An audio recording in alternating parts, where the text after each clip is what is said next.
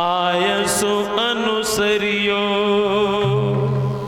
बेटी, सास ससुर गुरु की सेवा करना, पति रुख लख आयस अनुसरियो। सास ससुर गुरु सेवा करियो, पति रुख लखी आयसो अनुसरियो। बेटी, सास ससुर गुरु की सेवा करना। सीता बोली पति की सेवा न करूं। जब आपके पति की सेवा करना चाहे मत करना, लेकिन पति रुख लख, पति की आदत को परख लेना।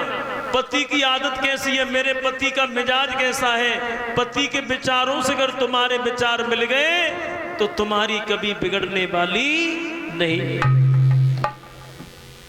बेटी, घर में अगर जन्म ले कभी दुखी मत होना। बेटी घर में जन्म ले तो कभी दुखी मत होना, क्योंकि बिना बेटी का घर अपवित्र होता है।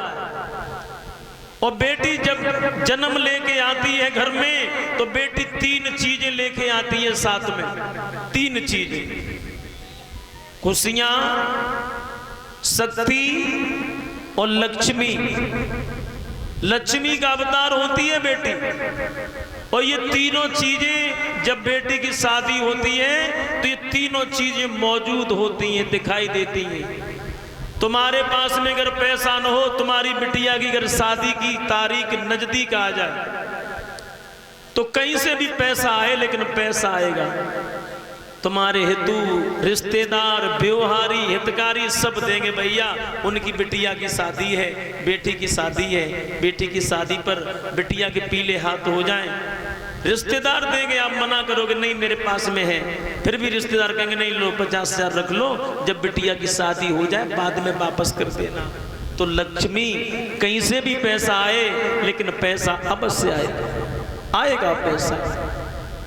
शक्ति, खुशियां। बेटी की जब शादी होती है तो घर में इतनी खुशी हो जाती है कि 2 महीने 3 महीने से घर को सजाया संवारा जाता है। घर की पुताई मरम्मत की जाती है। बिटिया की शादी है, रिश्तेदार आएंगे, खुशियां हैं।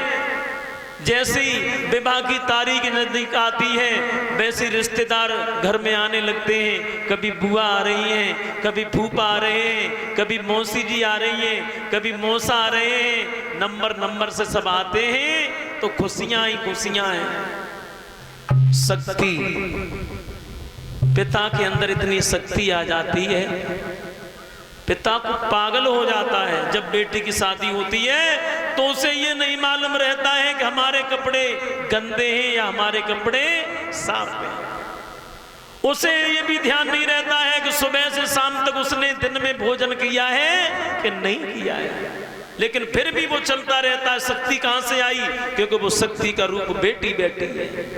बेटी शक्ति का रूप है। और माताओं बहनों, बेटी की जब विदाई होती है तो ये तीनों चीजें बेटी की साथ ही चली जाती हैं। जो लक्ष्मी, जो धन था वो दहेज में चला गया, और जो खुशियां थी हर एक आंख नम हो जाती है, सबके आंसू बहने लगते हैं। सुलक्षण बेटी घर जाती है, घर से विदा होते हैं तो घर के परिवार के सब रोते हैं उस बेटी के लिए। और शक्ति, जो पिता के अंदर शक्ति थी, पिता दहाड़ मार के रोता है बच्चों की तरह से, और वो पिता बेटी को विदा करने के बाद में अचेत अवस्था में गिर पड़ता है। फिर उसे ये ध्यान नहीं रहता कि मैं कहां पड़ा हुआ, क्योंकि शक्ति थी वो चली गई, लक्ष्मी थी वो दहेज के रूप में चली गई, और जो खुशियां थी वो खुशियां भी चली गई। जिन बेटियों की माताएं मर जाती हैं जब बेटियों की शादी होती है तो बेटी के दिल पर क्या बीतती है। बेटी अपनी मां की याद कर कर के रोती है। कुछ बेटियों के पिता शादी से पहले ही गुजर जाते हैं तो शादी वाले दिन बेटी का कलेजा फटता है। अपने पिता की तस्वीर ढूंढती है और पिता की तस्वीर अपने छाती से लगा के बहुत रोती है। पिताजी, क्या तुम अपनी बेटी को आशीर्वाद नहीं दोगे? छाती फटती है जब वो बेटी घर से जाती है।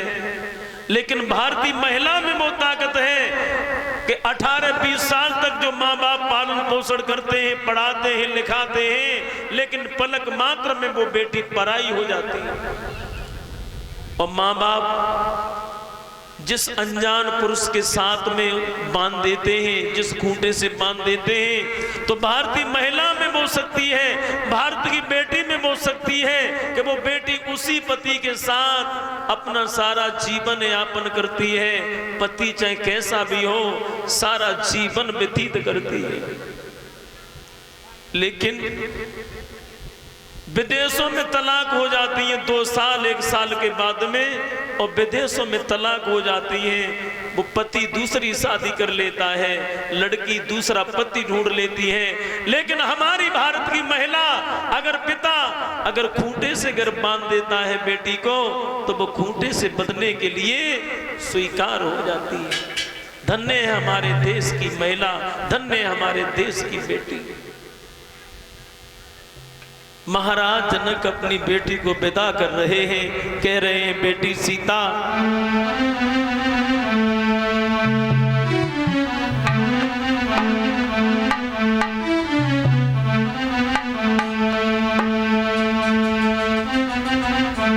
जब तक बहे गंगा जमुना की धारा, जब तक बहे गंगा जमुना की धारा,